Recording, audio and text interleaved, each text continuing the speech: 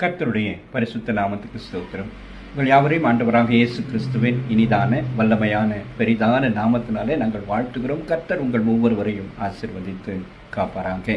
நமது மெய்ப்பனின் குரல் ஊழியங்களின் சார்பாக எங்களுடைய வாழ்த்துதல்களையும் வணக்கங்களையும் நாங்கள் தெரிவித்துக் கொள்கிறோம். பிரியமானவர்களே, வெளிப்படுத்தல் 14:7 நமக்கு ஒரு விசேஷத்தை அறிவிக்கிறது. மிகுந்த சத்தமிட்டு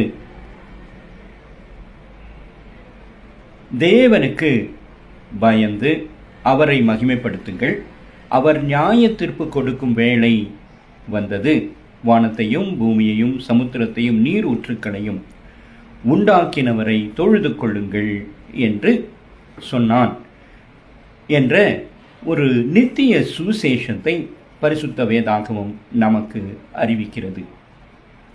பிரியமானவர்களே, இதுவரையிலும் 2000 ஆண்டுகளாக நமக்கு அறிவிக்கப்பட்டதும் நாம் அறிவித்துக் கொண்டிருக்கிறதுமான சுவிசேஷங்களாகிய கிருபையின் சுவிசேஷம் அப்போஸ்தலர் 20:24, கிறிஸ்துவின் சுவிசேஷம் ரோமர் 15:19,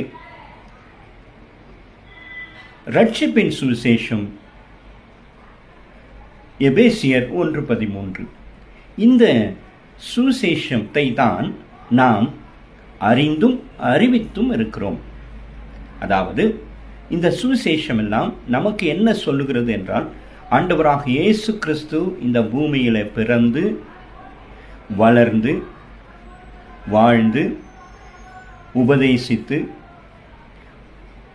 சிலுவையில் அறையப்பட்டு மரித்து அடக்கம் பண்ணப்பட்டு 3ஆம் நாள் உயிர் தெழுந்து திரும்ப வருவேன் என்று சொல்லி பரமேறி சென்ற அந்த 7 நிலைகளை நாம் அறிந்தும் அறிவித்து கொண்டும் இருக்கிறோம்.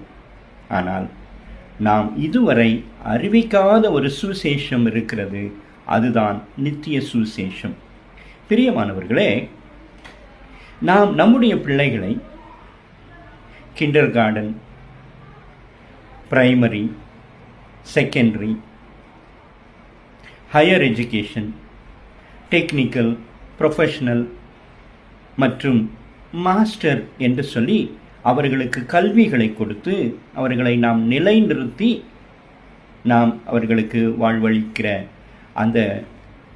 அந்த காரியங்களை நாம் செய்து வருகிறோம்.